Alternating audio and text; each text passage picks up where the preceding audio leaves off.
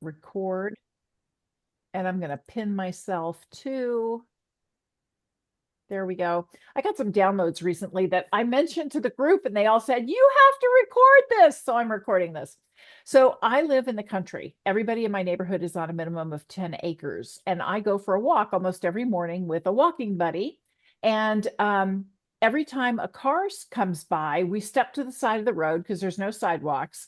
We want to make sure we're out of the way. And I always wave at my neighbors to send them to work or school with love and blessings.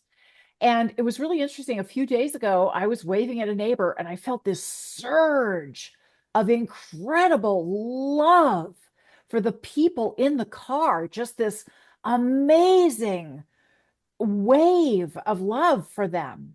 And it felt great to me too. And then I felt this resistance coming back from the people in the car.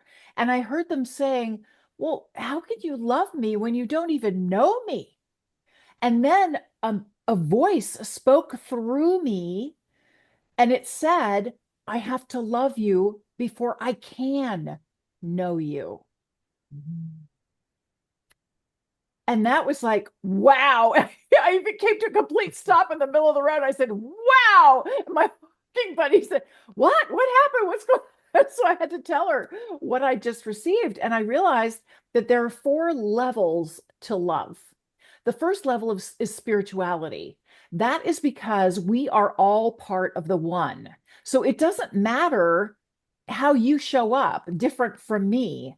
Everybody is needed to create the whole. If anybody is missing, we don't all exist. So, especially when I encounter somebody who has very different beliefs, different priorities, different values, different ways of expressing themselves that I might find offensive, I can let go of that with the understanding that we are all part of the one and we are all needed by the one. So that is spiritual love, is this acceptance of other people exactly as they are, with the understanding that they're really necessary, they're needed, they're valuable exactly as they are. And a lot of that is because they are different than me. So I get to accept that and welcome that. That's spiritual love. Then comes emotional love. This is where you go from that spiritual understanding that we're all needed. And I step into grateful curiosity, where I don't really know what's going on yet, but I'm fully present. I'm open to receive the love that's there. So it's like I've activated my peripheral vision to pick up on the divine love that is flowing through you, especially when you're very different from me. So I'm not sitting there in judgment and criticizing everything that you're saying or doing. Instead, I'm looking for the blessing that you are and the messages that are coming through for me. That's that emotional love. The emotion of grateful curiosity is it's love for myself and love for you in being the messenger for me. That's the emotional love. Then comes mental love. This is where I actually get the message. Like I suddenly discover you are being a role model for me, or a mentor for me, or inspiration for me. You might even be a warning label for me. It's like, uh-oh, I definitely don't want to do that, right?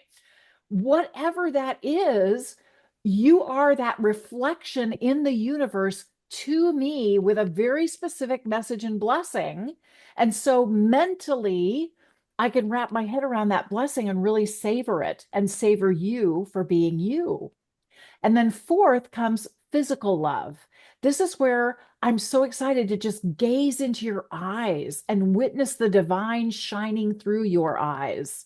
I can smile at you. And if we're face to face, I can hold your hands or give you a big hug. That physical love is the last form of love. It's spiritual, emotional, mental, and then physical. And all of them are needed before I can truly know you. I get to love you first. So when I come here, I get all that. Yeah, you So, do. You get it That's all. why I come here. it's so It's beautiful. it's all there for you.